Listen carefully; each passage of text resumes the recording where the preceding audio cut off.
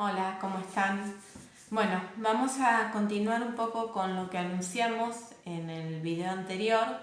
y que tiene que ver con todo el periodo que se sucede a partir de la caída de Napoleón, periodo que se lo suele caracterizar como un periodo de reacción,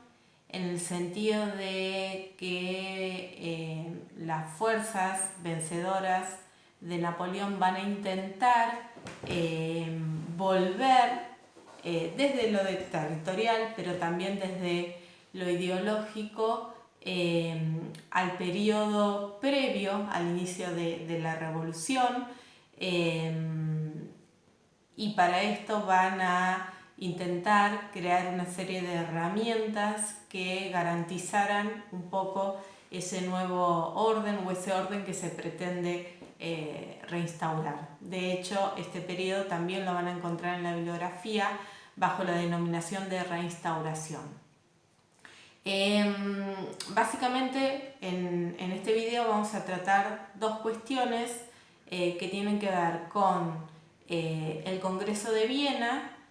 que básicamente tuvo como objetivo principal restablecer las fronteras de Europa a partir justamente de lo que es el descalabro del Imperio Napoleónico. Y por otro lado, lo que podemos denominar o lo que podríamos caracterizar como el brazo armado de ese Congreso de Viena, que fue la Santa Alianza. Volviendo un poco a lo que decíamos recién, esta nueva etapa que nosotros estamos estudiando es una etapa que va a estar orientada, va a estar guiada por dos grandes principios. Por un lado, el principio de legitimidad, que tiene que ver con una legitimidad que se basa en el respeto por la tradición que se suponía había sido avasallada por lo que fue el proceso revolucionario. Y por otro lado, el otro principio tiene que ver con un principio de equilibrio, que apunta principalmente a generar ciertas condiciones dentro de Europa que evitarían la posibilidad de que aparezca una nueva Francia, ¿sí? Entonces, un mantenimiento de equilibrio, si se quiere, desde lo territorial, repartiendo un poco, y ustedes van a ver, arbitrariamente lo que tiene que ver con los territorios europeos, pero con la búsqueda de lograr un equilibrio que no permitiera a ninguno de los vencedores de algún modo convertirse en potencia hegemónica. Bien, el Congreso de Viena en realidad comienza a sesionar cuando se da la primera caída de Napoleón. En 1814 comienza a sesionar el Congreso de Viena y va a finalizar en 1815. Está constituido básicamente por una serie de conferencias que se van a dar en la capital de Austria. Su principal mentor va a ser el canciller austríaco Metternich, y básicamente el espíritu que guiaba a estas conferencias tiene que ver con esto que señalábamos recién, con restablecer las fronteras europeas en búsqueda de un equilibrio. De algún modo, quienes iban a ser los garantes de este equilibrio eran los reyes europeos que estuvieron legitimados bajo lo que podemos denominar, hasta si se quiere, un origen divino de su poder, volviendo un poco a esta idea propia del antiguo régimen en el que se basaba el poder de las monarquías absolutas. ¿Quiénes van a participar? O si bien en algunas de, como en realidad señalábamos recién, son una serie de conferencias, quienes van a estar presentes en todas esas conferencias más allá de que en algunas de ellas también van a participar estados como España, como Portugal, los que de algún modo arman y son los protagonistas de este Congreso de Viena, son los siguientes estados. Bueno, obviamente Austria, Gran Bretaña, Rusia, Prusia, que son de algún modo los vencedores de Napoleón, y en un último momento la van a invitar también a Francia, ¿sí? Ustedes tienen que saber que cuando cae Napoleón Bonaparte, Francia vuelve a restablecer un gobierno monárquico bajo el reinado de Luis XVIII. Que si ustedes recuerdan, porque también lo habíamos mencionado en videos anteriores, Luis XVIII era quien fue uno de los primeros emigrados de la Revolución y desde Italia continuamente había estado fogoneando una serie de levantamientos realistas. En el próximo video vamos a analizar particularmente la situación de Francia luego de la caída de Napoleón. Pero volvamos al Congreso de Viena. Básicamente entonces, a partir de una serie de conferencias se va a reconfigurar el mapa europeo, ¿sí? Reconfigurando, restableciendo o estableciendo nuevas fronteras que no tuvieron en cuenta muchas veces lo que tiene que ver con ciertas características culturales de estos agrupamientos que ellos iban formando, lo que le va a traer una serie de problemáticas y de problemas a futuros. Entre estas cuestiones, y ustedes mañana van a analizar con Virginia lo que tiene que ver con el desarrollo de los nacionalismos, ciertas problemáticas vinculadas a levantamientos nacionalistas. Levantamientos nacionalistas que en última instancia tenían que ver con este agrupamiento, muchas veces de grupos de población que no tenían mucho que ver entre sí. Pero eso lo van a analizar mejor en el práctico de mañana con Virginia. Cuando ustedes vean este video van a ver también que les voy a subir un mapita muy sencillo como para que puedan ver las principales modificaciones del mapa europeo. Básicamente esta nueva reconfiguración territorial tiene que ver con un reparto de territorios que benefician a aquellos que habían vencido a Napoleón. En primer lugar, Rusia. ¿Qué es lo que va a recibir Rusia? Rusia va a quedar o va a recibir todo lo que en su momento había sido el Ducado de Varsovia, que había sido una creación del Imperio Napoleónico. Rusia va a quedar con ese territorio junto con el Ducado de Finlandia y la región de Besarabia. Austria va a recuperar todos los territorios que había perdido en la zona de los Balcanes. Lo mismo va a suceder con la zona de Lombardía, de Véneto y de Dalmacia. El reino de Nápoles va a quedar bajo la dinastía de la Casa Borbón y va a anexar también Sicilia. Entonces en la bibliografía lo pueden encontrar como Reino de Nápoles o Reino de las Dos Sicilias, pero se refiere a la misma entidad política. El reino de Piemonte y Cerdeña va a quedar bajo la Casa de Saboya. Tanto el reino de Nápoles como el de Piemonte y Cerdeña quedan bajo un gobierno monárquico, obviamente. Prusia va a verse engrandecida fundamentalmente porque va a obtener los territorios de Alsacia y de Lorena y de parte de lo que había sido la Conferencia del Rin. La Conferencia del Rin había sido también una creación del Imperio Napoleónico que estaba constituida por una serie de estados y parte de esa Conferencia del Rin va a quedar bajo la órbita de Prusia. Pero por otro lado, tenemos que hablar de la situación también de las fronteras de Francia. Francia va a volver a las fronteras que tenía en el año 1792, o sea que todas las conquistas territoriales posteriores a ese año no van a quedar bajo el dominio francés. Y junto a esto nosotros vamos a ver que se van a crear una nueva confederación que está compuesta por 39 estados alemanes, denominada la Confederación Germánica, parte de la Confederación del Rin también, ahora pasa a esta nueva confederación, que es una nueva confederación o esta unión de 39 estados alemanes, decíamos recién.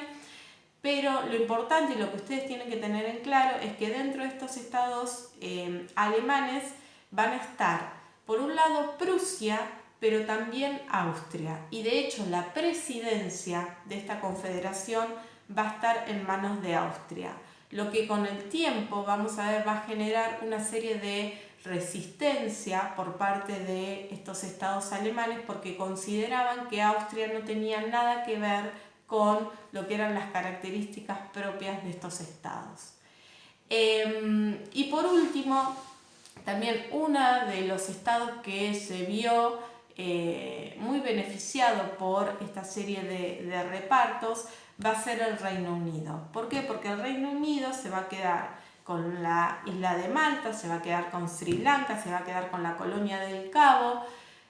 favoreciendo y aún más consolidando el dominio marítimo que ya venía teniendo desde siglos anteriores, ¿sí? Entonces, este equilibrio que recién mencionábamos como uno de los grandes ejes que van a orientar esta reconfiguración territorial en Europa, encuentra como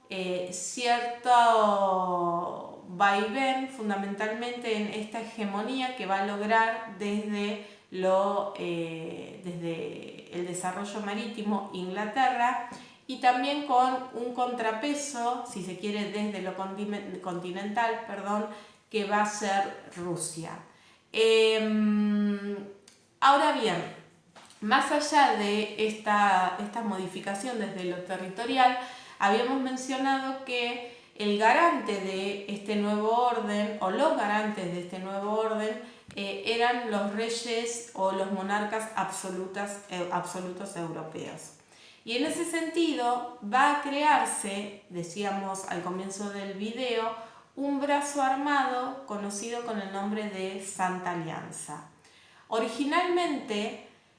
la Santa Alianza estuvo constituida por los tres grandes monarcas absolutos, los reyes de Prusia, de Rusia y de Austria. Es interesante ver cómo esta solidaridad que de algún modo se establece entre estos reyes tiene que ver con una solidaridad que reúne a distintas vertientes dentro del cristianismo. Entonces tenemos a Prusia en relación al protestantismo, a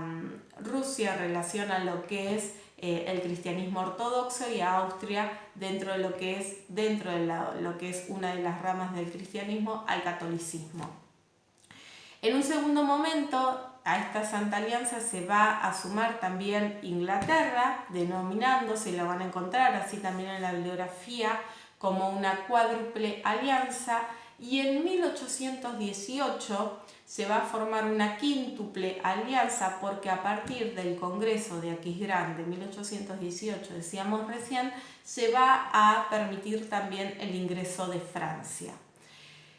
El modo de funcionamiento de la Santa Alianza es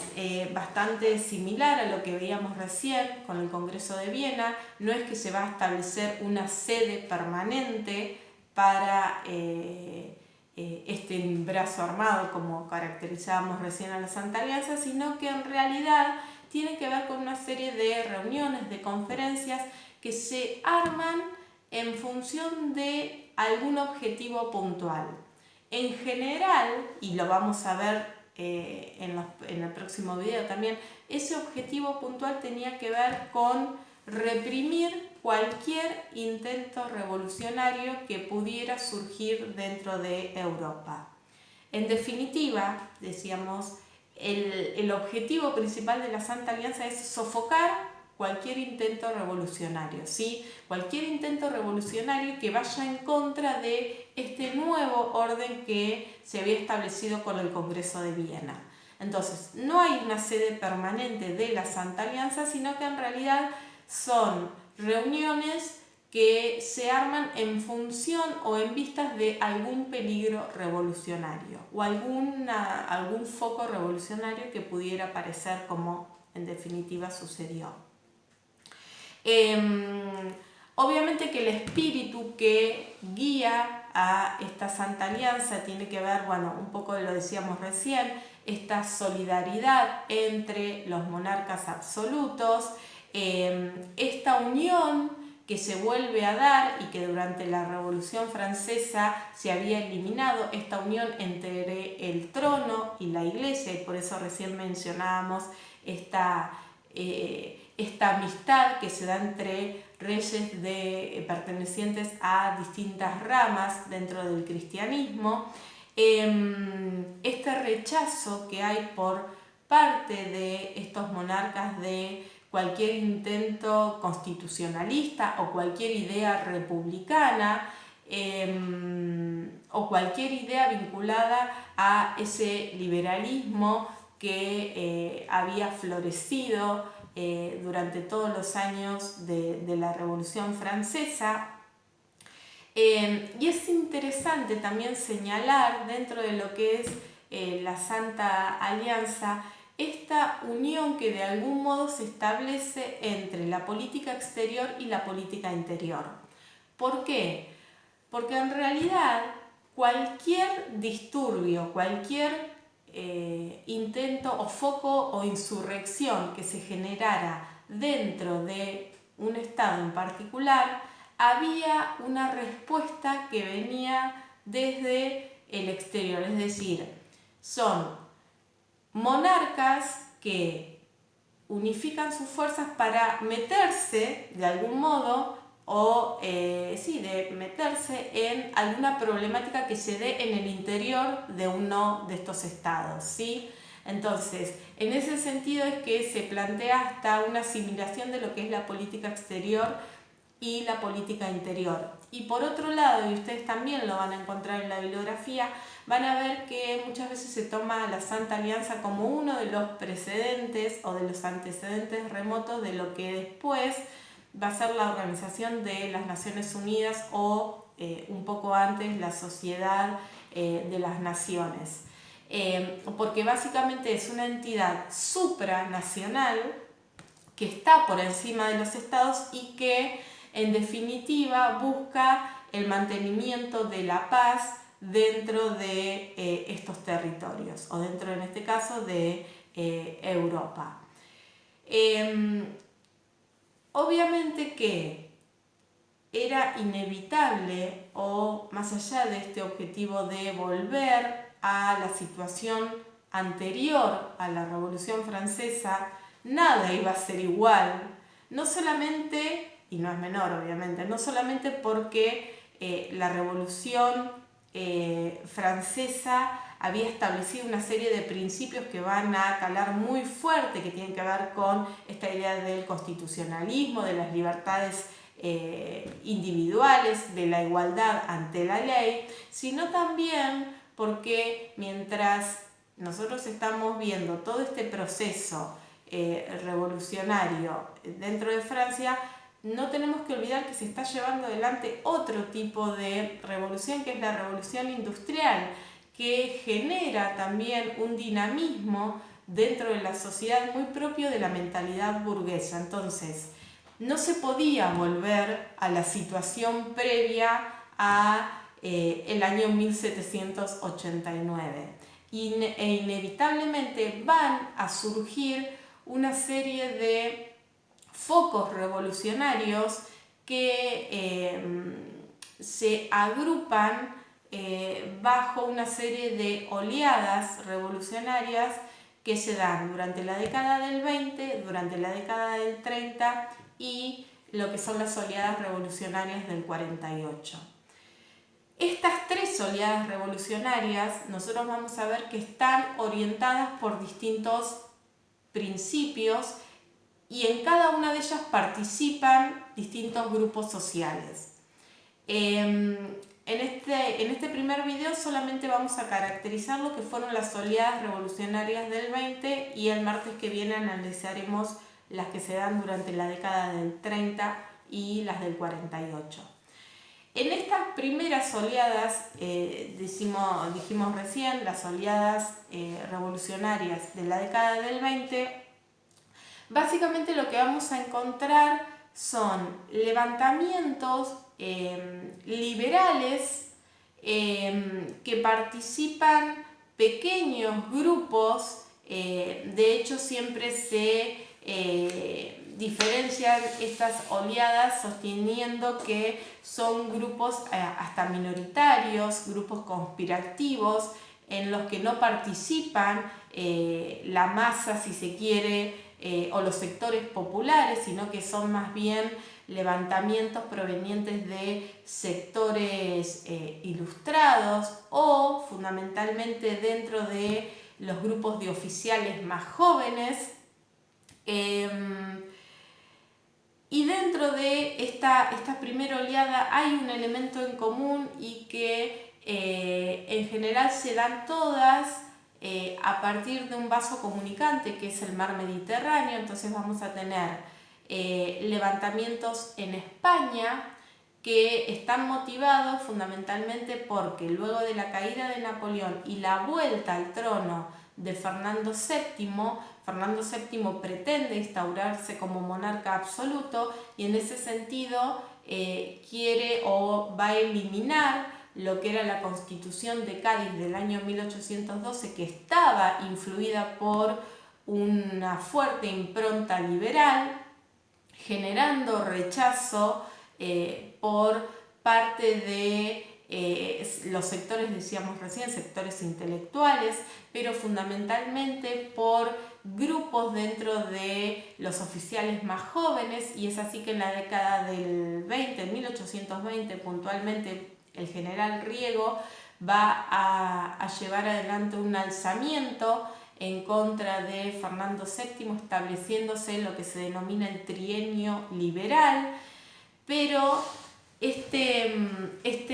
levantamiento va a ser finalmente sofocado a partir de la intervención justamente del ejército francés. Se va a llevar adelante la Santa Alianza, como decíamos recién, armaba estas reuniones cuando veía un intento o un foco revolucionario. Entonces va a surgir un congreso denominado el Congreso de Verona, en el que se decide que va a ser el ejército francés el que va a estar a cargo un poco de reprimir este movimiento, que es lo que finalmente sucede. El movimiento es reprimido, va a ser derrotado y nuevamente Fernando VII va a ser restablecido como monarca absoluto en toda España. Y es interesante ver cómo de algún modo se toma esta intervención francesa como una especie de modo de congraciarse que tuvieron los franceses al volver un poco a poner en el trono de monarca absoluto a Fernando VII, y es insisto, es visto muchas veces como una especie de acción, hasta si se quiere reparadora, que llevó adelante Francia como el Estado que había generado todo este caos durante el periodo revolucionario. Bueno, es como una especie de acción reparadora meterse de algún modo dentro de España y volver a restablecer al rey como monarca absoluto. Pero también durante esta década del 20 vamos a ver levantamientos en el reino de Nápoles que van a ser también reprimidos a partir de un congreso, que es el Congreso de Truffaut, en el que básicamente va a ser Metternich el que va a volver a restablecer la monarquía absoluta. Lo mismo va a suceder en Piemonte-Cerdeña, va a haber un congreso que es el Congreso de Laibach, en donde se va a decidir nuevamente el ingreso de las tropas austríacas para volver a restablecer al monarca absoluto. Y sí, hay un levantamiento y una revolución que sí va a ser exitosa, que es la que se va a llevar adelante en Grecia. Es interesante el caso griego porque acá no solamente vemos un levantamiento en pos de garantizar ciertas ideas vinculadas al liberalismo, sino que se suma también un espíritu nacionalista. Ustedes recuerden que Grecia estaba dominada, formaba parte del Imperio Otomano, y va a haber un levantamiento, de hecho van a proclamar a un príncipe griego como el que iba a estar a cargo de este nuevo estado independiente. Ypsilanti era este príncipe que de algún modo se había convertido en el líder de este levantamiento, líder que guiaba o que estaba fuertemente sostenido por una asociación que era la asociación, se llamaba así, Asociación Amistosa, que era un poco la que sostenía estos principios nacionalistas griegos en lucha y empuja contra el Imperio Otomano. Lo interesante de este levantamiento en Grecia es que acá sí van a participar a favor de este levantamiento en contra del Imperio Otomano Inglaterra y Rusia, no Austria, porque Austria tenía una postura, si se quiere, mucho más dura en cuanto a no admitir ningún intento o ningún levantamiento, incluso así fuera, contra el Imperio Otomano, pero la realidad es que en el caso de Grecia va a haber toda una, si se quiere, hasta una movida y una difusión de la importancia de este movimiento, más que nada viendo a Grecia como la cuna de la cultura occidental. Entonces la opinión pública dentro de Europa abogaba y apoyaba este levantamiento de los griegos en contra del Imperio Otomano, y de todas estas oleadas que nosotros vemos que se dan en la década del 20, la única que va a salir exitosa es la de Grecia, ¿sí? A partir de una última batalla que se da en 1827 con el apoyo inglés, que es la batalla de Navarino, van a vencer a los turcos y finalmente se va a establecer en Grecia una monarquía limitada. Lo interesante, y no es un dato menor, es que todo lo que tiene que ver con la instauración de esta monarquía limitada en Grecia se termina decidiendo en Londres y no dentro de Grecia, y no es un dato menor. Pero de algún modo va a ser la única de estas revoluciones que nosotros vemos que se dan en la década del 20 que va a salir victoriosa. El resto son todos movimientos que fracasan, que de algún modo no permiten instaurar o reinstaurar valores liberales desde lo formal dentro de Europa Occidental, lo que obviamente no quita que estos valores aún seguían estando presentes dentro de lo que era la sociedad europea. Pero al menos desde lo formal en esta década del 20 no logran volver a restablecerse como gobiernos liberales, sino que hay un mantenimiento, al menos durante un par de años más, de este orden que había pretendido instaurar la Santa Alianza a partir de 1815. Lo que ustedes tienen que ver, y un poco lo van a completar la mirada con el video del martes, es cuando analicen estas tres oleadas, las que se dan durante la década del 20, durante la década del 30 y durante el 48, ustedes tienen que verlos como un proceso en el que se van, en el que están guiados por distintos tipos de consignas políticas y sociales, pero también en el que vamos a ver que van participando distintos grupos sociales. Entonces, si en la década del 20 hablamos de que en realidad son grupos, hasta si se quiere, de élite los que participan en estos movimientos,